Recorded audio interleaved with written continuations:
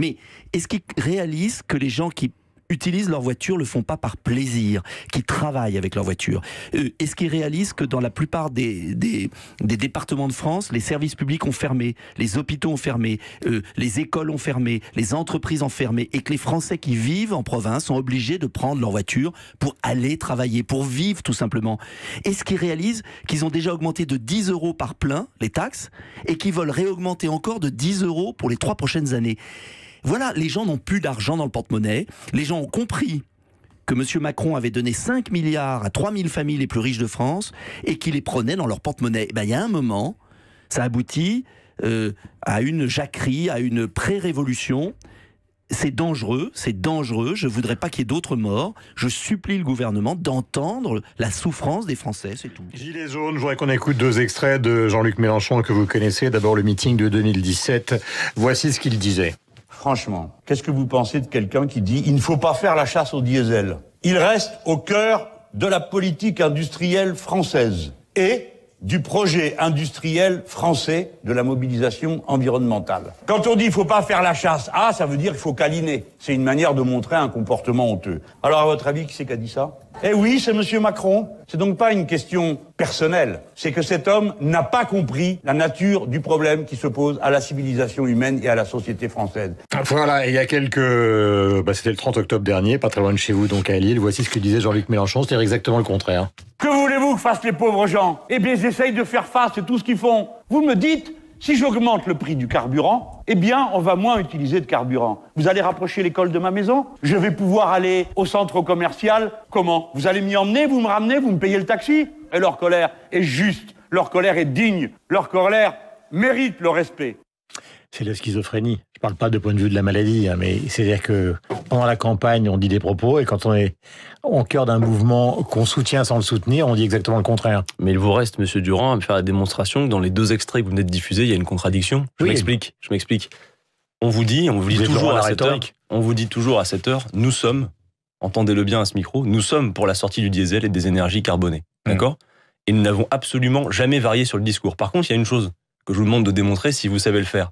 En quoi taxer unilatéralement celles et ceux qui n'ont pas le choix que de prendre leur voiture individuelle, sans que on leur offre par ailleurs d'alternatives à la voiture individuelle, va leur faire renoncer. Monsieur Guillaume Durand, c'est probablement à ça que réfléchit le gouvernement actuellement. Non, Monsieur Guillaume... Regarde, je vous donne un exemple, c'est un exemple de ce matin, qui vient de La Réunion. Vous n'êtes pas porte-parole du gouvernement. Non, pas du tout, je vous pose des questions. Non, mais oui, c'est justement, normal. Laissez-moi le temps de vous y répondre. Je vous donne un exemple. À La Réunion, ils ont décidé de geler pendant 3 ans la taxe. Bon. Peut-être que c'est ça qui va arriver en Laissez-moi le temps de vous y répondre. Nous, ce que nous disons, c'est que il nous reste à faire la démonstration qu'en augmentant les tarifs du carburant, les gens vont y renoncer s'ils n'ont pas le choix. La vérité, vous le savez comme moi, c'est que les gens, même si vous faites x2 au prix de la pompe, ils vont payer x2 s'ils n'ont pas le choix. Ils vont se sacrifier par ailleurs, dans un trop-plein d'ailleurs, dont la taxe sur les carburants est finalement la dernière goutte d'eau qui a fait déborder le vase. Parce qu'en plus, il y a la CSG, il y a l'augmentation des tarifs de l'énergie, alors qu'on nous avait dit que l'ouverture à la concurrence ferait baisser les prix. Il y a les complémentaires santé qui augmentent, donc c'est un trop-plein. Par ailleurs, j'interroge la cohérence d'une politique qui veut que d'un côté, on taxe unilatéralement les carburants pour ceux qui n'ont pas le choix, mais que par ailleurs, on laisse tranquille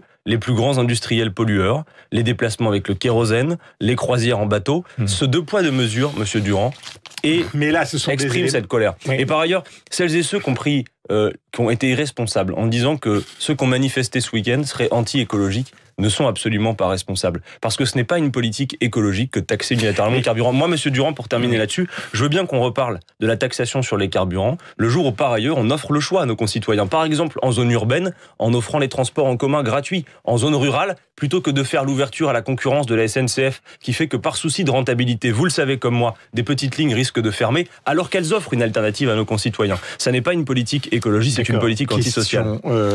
Après cette démonstration flamboyante, le problème, c'est qu'on ne comprend pas très bien. Tout à l'heure, je parlais de la schizophrénie de Jean-Luc Mélenchon politique, bien évidemment. Mais la France Insoumise, vous êtes avec, mais vous n'êtes pas devant. Là, par exemple, Force ouvrière va décider de rejoindre la manifestation ou rejoindre le mouvement.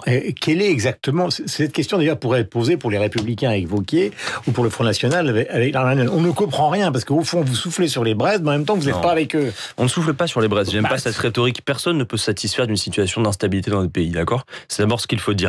Nous, ce que nous voyons, c'est que cette colère est-elle légitime ? La réponse est oui. Les gens sont vraiment là parce qu'ils sont à bout. Pourquoi vous manifestez pas avec eux ? Mais c'est ce que j'ai fait, enfin, Monsieur Durand. Moi, samedi, non, mais je veux dire clairement. Mais clairement, moi, samedi, j'avais le gilet jaune sur les épaules, parce que je voulais justement pas me distinguer. Je suis allé, y compris dans la manifestation, comme tout le monde, Et sans me distinguer, sans écharpe tricolore, sans un sticker de la France Insoumise, pourquoi faire? Pour essayer de, non seulement... C'est ce qu'on appelle de la récupération. D'abord, non, surtout pas. Puisque je soutenais comme tout le monde et je n'ai pas voulu faire attirer la lumière à moi. Par contre, je peux vous dire une chose, les mots d'ordre que j'ai entendus sont sans commune mesure avec celles et ceux qui se laissent dire que c'est un mouvement anti-écologiste. C'est d'abord et avant tout le pouvoir d'achat. Vous savez, Monsieur Durand, hier nous l'avons dit à l'Assemblée nationale, il ne peut pas y avoir dans ce pays d'ordre s'il n'y a pas la justice sociale. Ça n'est pas possible. L'ordre public nécessite la justice sociale. Et le gouvernement a tort de mépriser cette colère populaire. S'il continue cela, il va lui en cuire, véritablement.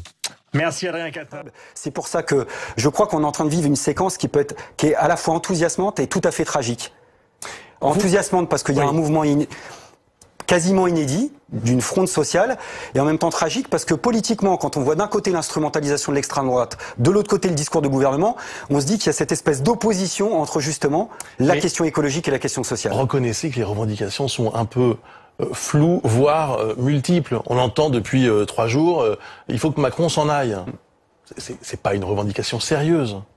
Oh bah écoutez, moi je la comprends, ceci étant. Ouais. C'est pas celle qui me choque le plus. Moi ce qui me choque, c'est les dérapages racistes, populistes et d'extrême droite. C'est pour ça qu'il y a une course de vitesse et qu'il faut pas laisser le terrain à l'extrême droite qui est tellement mal à l'aise dès qu'on parle de répartition des richesses et des salaires. Et c'est pour ça que le mouvement ouvrier, le mouvement social doit être à la hauteur de ce qui se passe, je crois. Du côté politique, il y a un appel qui est sorti, qui a été signé par Ensemble, par le parti de gauche, par le parti communiste, par nous-mêmes et puis par d'autres, par Génération de Benoît Hamon, pour dire que l'heure de l'offensive aussi peut-être est venue. Du côté syndical, j'ai vu que du côté de Solidaire, de la CGT, ça discute aussi. C'est normal, tout le monde est un peu percuté par ce qui se passe. Mais une fois de plus, moi, je me situe en termes d'efficacité. Ça fait maintenant 15 ans qu'en termes de mobilisation sociale, on n'a eu que des échéances défaites, à part peut-être le contrat de première embauche, dans un contexte très particulier sous Villepin en 2006. Le fameux CPE. Le fameux CPE. Depuis, chacun est éparpillé. On a des secteurs complètement différents, en effet. Il s'agit de les réunifier. Une nouvelle fois, les blocages le week-end, ça suffira pas. Il faudra taper fort. Pour taper fort, il faut être nombreux et nombreuses. Et donc pour ça, en effet, une journée de grève générale pour l'augmentation des salaires, contre la vie chère, sans opposer l'urgence sociale à l'urgence écologique, en sachant qu'il faudra peut-être bloquer, pourquoi pas, en effet, les dépôts pétroliers, mais à la condition que les travailleurs de ce secteur-là nous y invitent, et je crois que ça pourrait être le cas. On a entendu votre appel ce soir donc à cette grève générale. Merci beaucoup Olivier Besancenot. Cette 3e journée de mobilisation a été moins suivie qu'hier, mais plus de 27 000 personnes tout de même ont manifesté selon les chiffres du ministre de l'Intérieur. La manifestation, elle a été déclarée. Le ministre de l'Intérieur a attribué un lieu. Elle sera donc encadrée.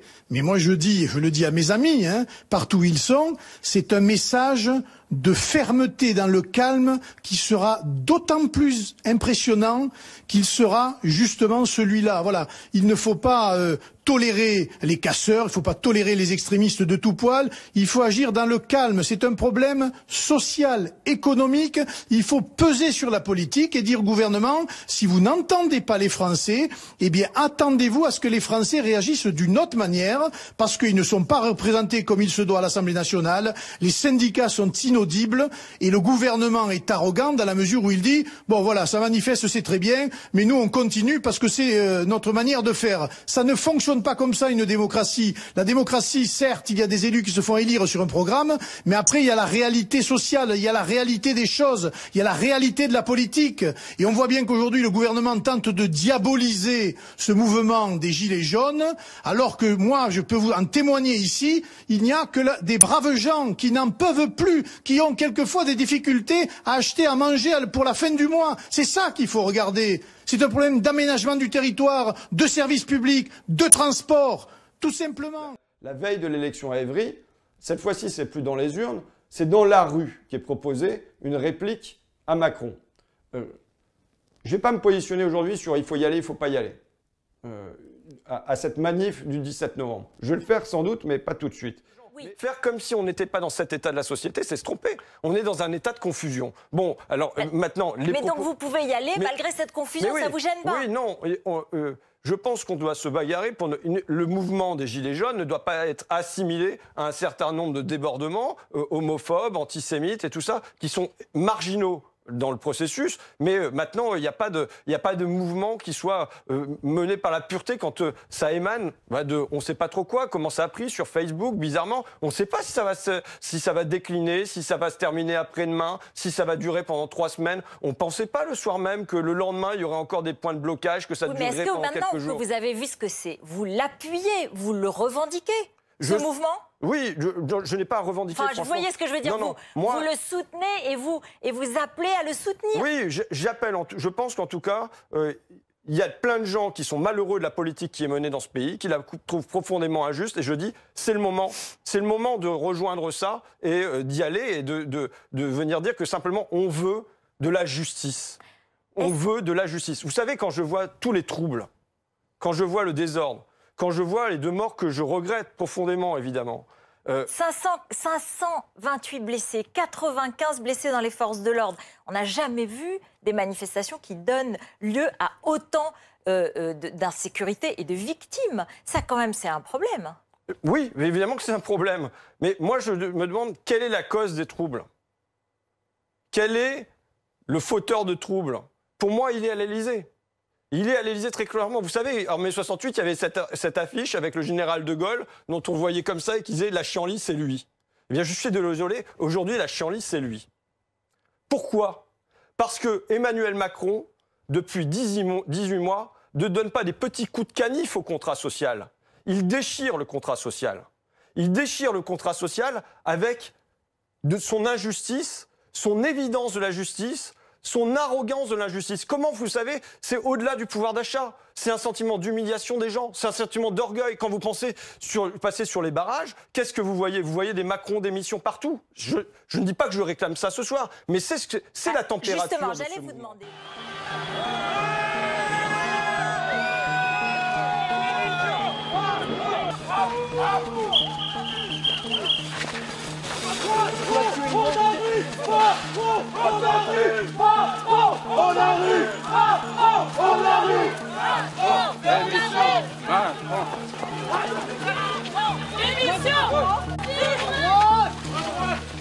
Vous voulez la vérité? La vérité, c'est que nous sommes dirigés par des gens qui n'ont plus aucune idée de ce qu'il faut faire.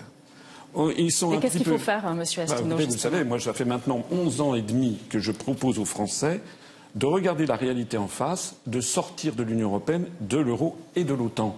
Et tous les événements survenus depuis 11 ans confirment mes analyses. Ce qui parvient, c'est un peu un miracle politique, c'est que notre mouvement est en train de s'imposer désormais comme le 4e en termes d'adhérents, et désormais de plus en plus, les gens le regardent. Vous savez que notre site upr.fr est le site le plus consulté de tous les partis politiques français. D'ailleurs, vous le savez bien.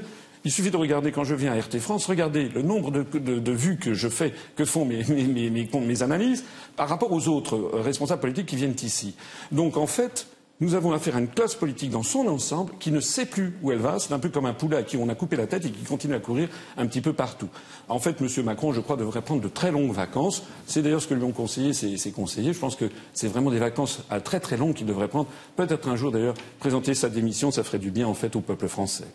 Merci, Monsieur François Asselineau, pour cette intervention en direct sur RT France. Merci beaucoup.